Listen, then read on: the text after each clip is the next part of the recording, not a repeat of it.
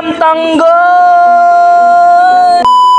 Ngayong araw, nilista ko na yung mga nagsishare sa akin. Kasi marami ako ipaparapol. Sa Friday siguro. Hindi lang iba, syempre, sinamahan ko pa rin ng isda dahil doon tayo nakakilala. Ito nga pala yung ipapamahagi natin. Yung kulay blue na yan, na Alsto. At ito yung para kita galing kay Kuya Vincent.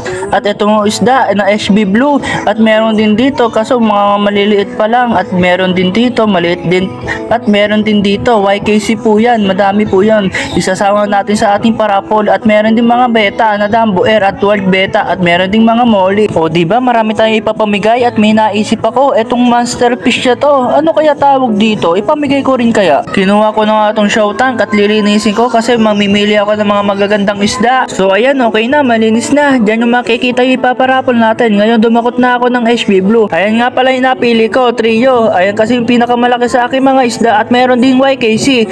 Ayan mga katampi, medyo buntis na ata yung dalawa. Lumabas ako ng bahay, naisipan ko mag-urban fly. Tama ba ang sinabi ko? Urban fly, yung sa labas ka magpapalipad. Ayan na mga katampi, si Syro at si Tanggol ang aking napili. Napakahusay naman si Syro sa recall at ito naman si Tanggol mukhang inaantok pa. Lagi siyang tulog at lagi din pagod. At mga katampi, papalipa rin natin si Syro at magpapahabol tayo kung saan siya pupunta. Ayun, lumipad na mga katampi. Good bird Syro, napakahusay mo sa recall at ito naman si Tanggol, lagi na sa ulo ko.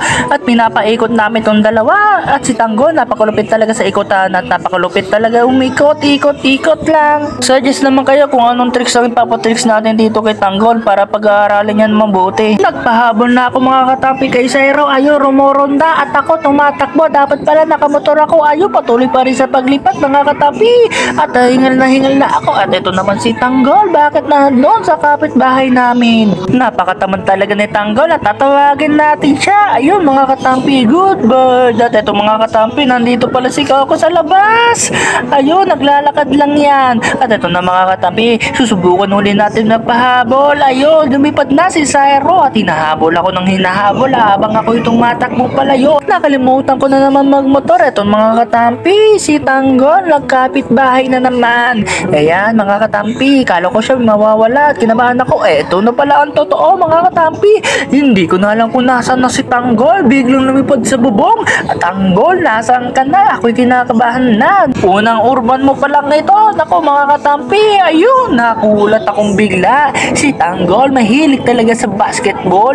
Ito ang gagawin natin, bibili tayo ng basketball na maliit at magtitricks siya doon mga katampi. Dahil pinatibok mo yung puso ko, nagkabog-kabog kasi kinakabahan baka mawala si Tanggol. Kaya Tanggol, diyan ka muna at kumain, baka makalimutan mo yung nangyari kanina. At ito mga katampi, maraming salamat sa panonood nyo.